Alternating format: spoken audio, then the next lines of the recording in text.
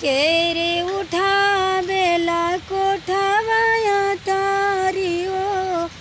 केरे उठा बेला कोठावाया तारियो, केरे उठावे शिव के शिवाला साखी सुंदर लागे,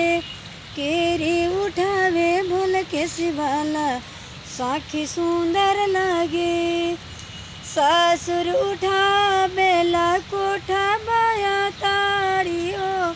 सैया उठावे शिव के शिवाला बड़ी सुंदर लागे, सैया उठावे शिव के शिवाला बड़ी सुंदर लागे। भर सावन सैया शिव गुरु के भक्त बा, भर सावन सैया शिव गुरु के भक्त बा, लिंगिया गोरी के बैठे दिन रात बा, भर सवन सैया शिव जी के भक्त बा, भर सवन लिंगिया धर के अगोरे बा, भूखे प्यासे भोला के चरण में गिरल बैठल बा, भूखे प्यासे भोला के चरण में गिरल बैठल बा। भोला जी फेरी ना नजरिया सैया भूखल बानी,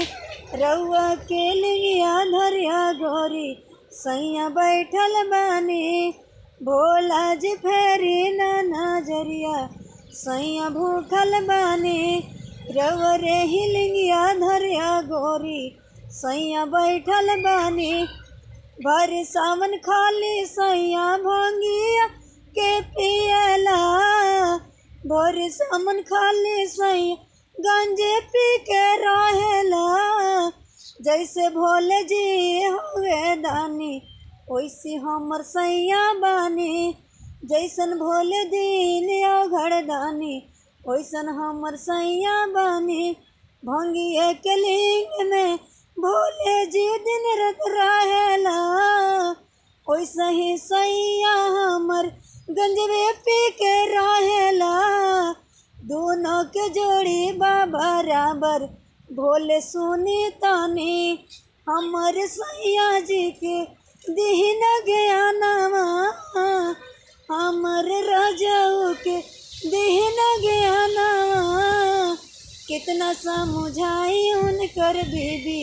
भोले तनी रउए सुनी, कितना समझाई उनकर बीबी भोला तनी रउए सुनी। भर सावन में सैया लिंगिया धर के बैठल बानी, तनी सा नजर भोला सैया जी पर फेरी दानी, भर सावन सैया लिंगिया धर के बैठल बानी, तनी सा नजर भोले भर सावन में फेरी दानी, सैया जी के दीन ज्ञान भोले बैठल बानी, रजऊ के दीन ज्ञान